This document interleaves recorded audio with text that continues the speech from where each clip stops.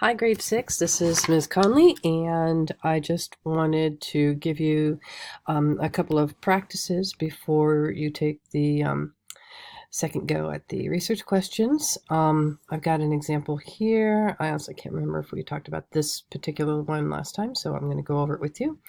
In this scenario, Ms. Conley, me, thinks that sunlight has a lot to do with a plant's ability to grow. She would like to test her idea with an experiment. It's important that you first write down what the independent and dependent variable are, because that helps you kind of sort out your thoughts, and then you write down the full research question. And it's not going to be word for word from here to there, okay? So let's go through this one and take a look.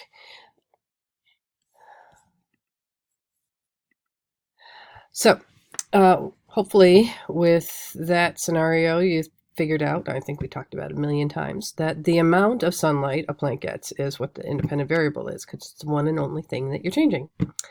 The dependent variable, what you are recording as your data, or what your results are, is how tall it will grow. I could actually probably improve that a little bit and make how tall a plant will grow, or the plant will grow. That's probably a better way to say it. Okay, so now we're going to take these and we're going to put them on the lines, but we still have to make this sentence kind of flow and make sense. So what you always want to do is kind of read the sentence and put this stuff in here as you're going so it makes sense, and then read it back to yourself, okay? So can you think of how this should sound, this whole research question? What effect does blank have on blank? And make it sound good, make it not clunky or weird sounding, okay? One thing that I do find that people were doing the last time we did this is that for the independent variable, they thought about like both ways of doing things, like whether a plant gets sunlight or not, or stuff like that. Just the amount of sunlight a plant gets. It's a nice way to kind of generalize the whole idea.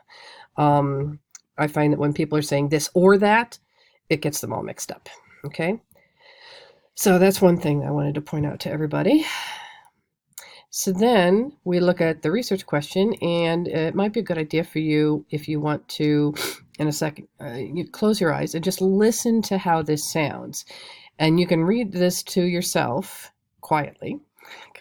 If you'd like, because sometimes our ears catch something that our silent reading doesn't catch. So close your eyes. What effect does the amount of sunlight a plant gets have on how tall it will grow? Does that make sense? Does that sentence flow real nice? Okay. So if you close your eyes, open them, and you just want to make sure that this sentence down here makes sense in the end. All right. So let's go to the next practice. Mr. Robinson thinks that girls are more careful on electrical saws in design class than boys are. How could he test this idea? Okay, so first, what is his independent variable, the one and only thing he's changing or he's looking at?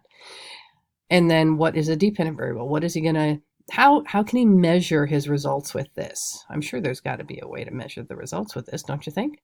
Think about it for a sec. And when you've thought about it for a second, then move on, because I'm going to move on. I came up with gender, okay? So, because he's talking about girls versus boys, right? Now, as I mentioned before, some people like this or that and stuff in their independent variables. Gender covers everything, right? You could say whether someone is a boy or a girl, but that, it's kind of clunky, and gender kind of covers the whole thing. Okay. And then what I'm sure, if there is an accident, anytime there's an accident in any classroom, there is a record of those accidents. So I'm sure he could just look up the records of any accidents that might have happened in design class and seen whether or not it was a boy or a girl who had the accident. So how many accidents someone will have, okay? And, some people are clumsy, they like multiples, sometimes we don't learn. Anyway, so now think of how we could take this and this and put it into a nice flowing sentence. What effect does have on? Okay. And when I flip to the next slide, close your eyes and I'll read it and you tell me if it sounds right. It sounds good to your ears. What effect does someone's gender have on how many accidents they will have?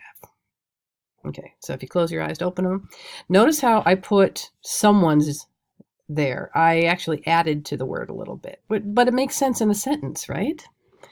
So, and I pretty much stuck with this the way it was written in the first place. Okay, so hopefully that sounds good. And you don't have to have it worded exactly like me. It just has to sound right.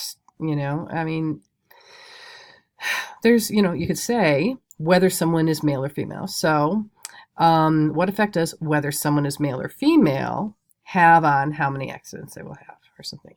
So there's not just one answer. It's just that you have to make the sentence sound good. All right, so let's go to a third example. Principal thinks students who get to school on time have higher grades than students who do not get to school on time.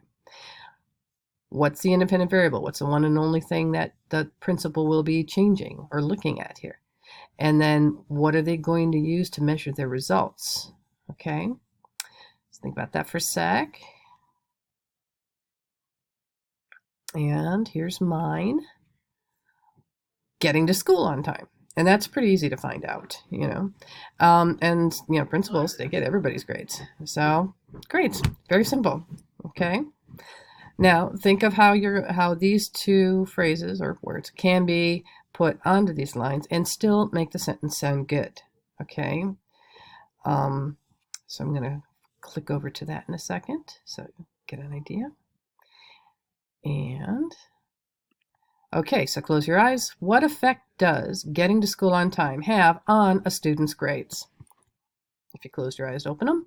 Notice how I have just grades here, but I said a student's grades. So it kind of made it sound better, okay, when you read the whole sentence together. So that's basically what you're going to be doing for this little tiny redo. I will grade this and I'll give you whichever score is better. So you're going to get the research question quick summative and separate yourself so you're not sitting directly next to somebody. And take this, and when you're done, hand it in and have a nice day. Thank you.